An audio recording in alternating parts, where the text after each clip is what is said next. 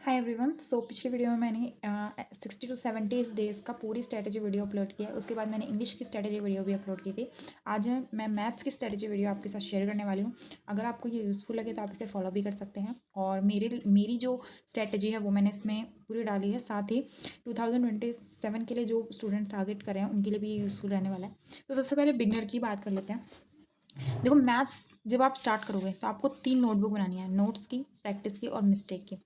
ठीक है। नोट्स जिसमें आप चैप्टर वाइज नोट्स कवर करोगे, कॉन्सेप्ट प्लस उसका जो एग्जाम्पल है वो करोगे। प्रैक्टिस नोटबुक में आप उसके सेम कॉन्सेप्ट पे और बहुत इजी टू हार्ड लेवल के क्वेश्चंस अटैम्प्ट करने वाले हो।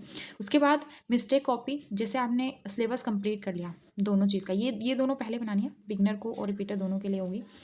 तो उसके बाद जो मिस्टेक कॉपी होगी उसमें क्या करना है कि जैसे आपने मॉक में कोई क्वेश्चन किया और उसका वो आपसे सॉल्व नहीं हुआ, या फिर आपको वो आता था लेकिन वो थोड़ा टाइम टेकिंग था, तो उसका कॉन्सेप्ट लिखना है पहले, फिर उसको सॉल्व करना है। ठीक है, ये हो गया आपकी मिस्टेक कॉपी। यानी जो जो मिस्टेक आप मॉक्स में करते रहोगे फ्यूचर में आप ना करो, इसके लिए ये यूज़फुल रहने वाली है। तो यानी 3 कॉपी आपके पास होनी ही चाहिए मैथ्स के लिए, अगर आपको 50 आउट ऑफ 50 स्कोर करना है तो। ठीक है। उसके बाद मैथ्स में क्या क्या इंपॉर्टेंट चीज़ें हैं जो आपको कवर करनी है। सबसे पहले कॉन्सेप्ट क्लैरिटी, चैप्टर वाइज आपकी कॉन्सेप्ट क्लैरिटी होनी चाहिए। हर चैप्टर के हर टाइप के हर कॉन्सेप्ट को आपको समझना होगा, बिल्कुल बेसिक तक। उसके बाद स्पीड और एक्यूरेसी पे आपको काम करना है कि जो क्वेश्चन आप कर रहे हैं वो स्पीड के साथ सही हो। ऐसा ना हो कि आप जल्दी जल्दी स्पीड में 25 क्वेश्चन अटैम्प्ट कर दें लेकिन गलत हो जाए, या फिर आप एक्यूरेसी पे इतने ध्यान दें कि बाकी क्वेश्चन छूट ही जाए, तो उस पर भी थोड़ा ध्यान देना है।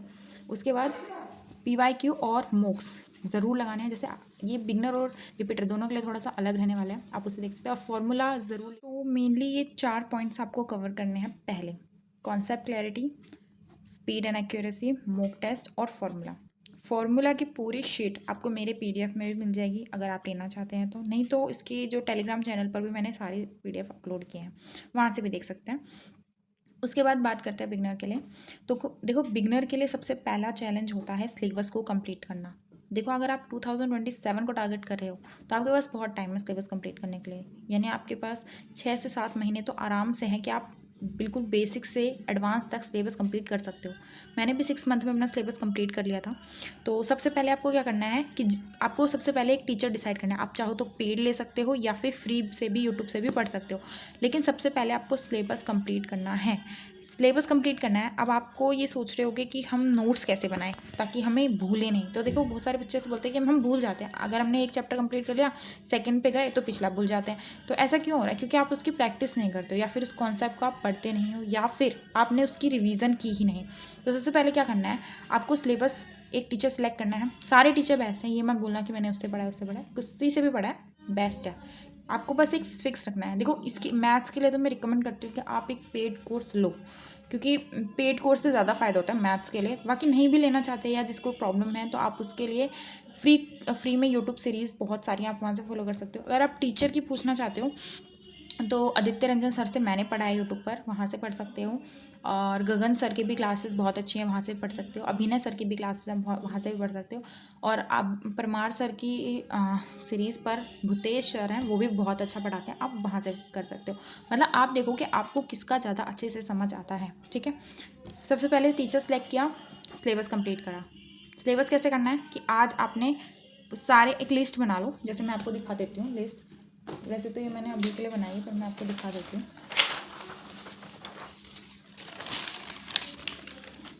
इस तरीके से आप एक लिस्ट बनाओ, उसमें हर चैप्टर को मेंशन करो, और उस पर ये आप मत डालना, यहाँ पे आप सिलेबस, प्रैक्टिस और टेस्ट ऐसे डालना।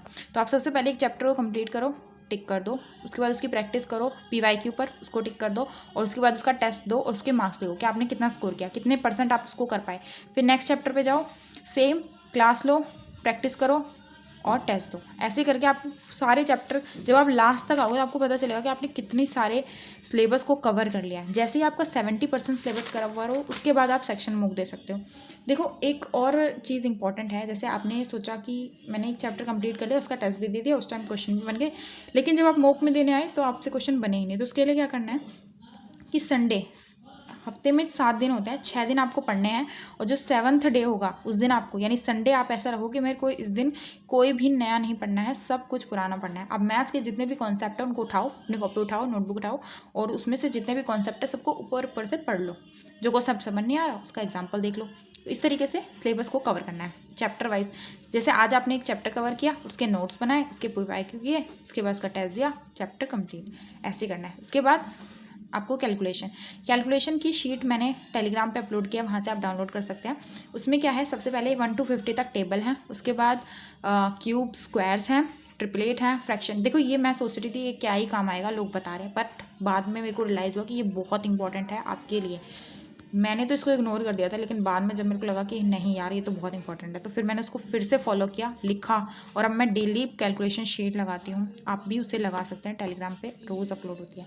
उसके बाद प्रैक्टिस शीट, जैसे आपका सिलेबस कंप्लीट होगा उसके बाद कैलकुलेशन करनी है। ये तीनों चीज़ होने के बाद आपको क्या करना है, प्रैक्टिस शीट, जैसे FRB हो गई, दफ्तर सीरीज़ हो गई, इनके PDFs लगाने हैं चैप्टर वाइज। वो कंप्लीट होने के बाद आप सेक्शन मॉक दीजिए, आपको खुद महसूस होगा कि आपने कितना प्रोग्रेस किया है। तो ये बिगनर के लिए कि आपको सबसे पहले इन चीज़ों 6 to 7 में ही कंप्लीट हो जाएगा। उसके बाद जो टाइम बचेगा उस पर सारा आपको यही काम करना है। आई होप ये समझ आ गया होगा। अब उनके लिए बात कर लेते हैं जिनकी रिपीटर हैं या जो रिपीटर नहीं है लेकिन वो पेपर देना चाहते हैं, अभी का जल्दी करना चाहते हैं, तो उनके लिए। तो सबसे पहले आपका सिलेबस तो कंप्लीट होगा, नहीं भी है तो आप FRB देख सकते हो, और दफ्तर सीरीज़ देख सकते हो। ये दोनों सीरीज़ यूट्यूब पर चल रही हैं फ्री, आप इन दोनों को देख सकते हो। इसमें चैप्टर वाइज करवा रहे हैं, प्लस इनके PDF लगा के देखो।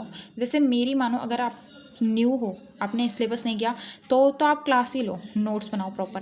लेकिन अगर आपने ऑलरेडी कहीं से सिलेबस कंप्लीट कर रखा है तो आप इनके सिर्फ PDF लगाओ। जो क्वेश्चन आपसे नहीं बन रहा वो आप वीडियो में देखो, तो ये टाइम भी बचता है और यूज़फुल भी रहता है कि आपको पता चलता है कि आपने कितना किया क्या नहीं। साथ ही आजकल सर की ब्लिट्स सीरीज़ भी चल रही है, उसको भी फॉलो कर सकते हो आप, बहुत अच्छी है। मैं भी उसे फॉलो कर रही हूँ और उसमें जो है मॉक्स भी आते हैं, वो भी बहुत यूज़फुल हैं, आप वो भी दे के देखा करो। उसके बाद प्रैक्टिस, कैलकुलेशन शीट बनाने के बाद डेली आपको क्यूब, स्क्वायर, फ्रैक्शन की प्रैक्टिस करनी है और इसकी प्रैक्टिस के लिए PDF अपलोड होता है, आप वहाँ से कीजिए। 7 to 8 मिनट्स का काम होता है बस, लेकिन डेली करने पर आपको खुद महसूस होगा कि मैथ्स में कहाँ से कहाँ लेवल आ गया आपका। कैलकुलेशन बहुत ज़रूरी है क्योंकि आप सेक्शन टाइमिंग आ गई है।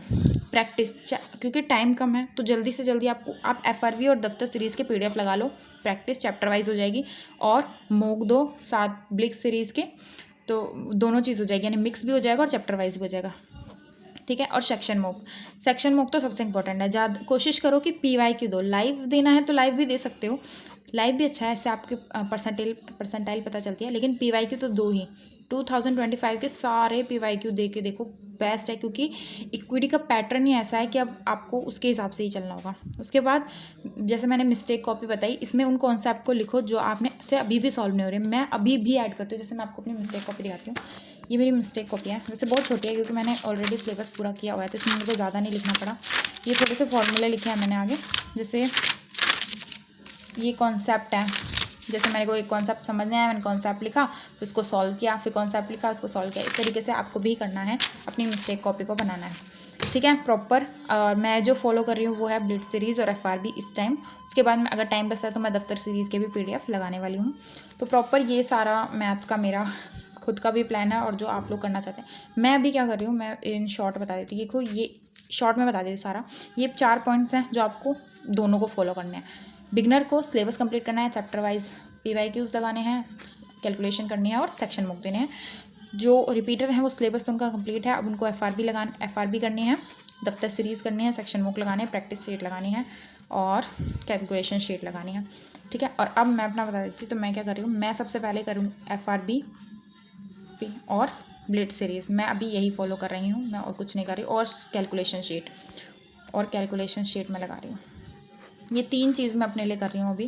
कैलकुलेशन शीट लगाने में मुझे ज़्यादा से ज़्यादा 15 मिनट लगता है, क्योंकि मैं क्यूज भी पढ़ती हूँ और उसके बाद उनको सॉल्व भी करती हूँ, ठीक है।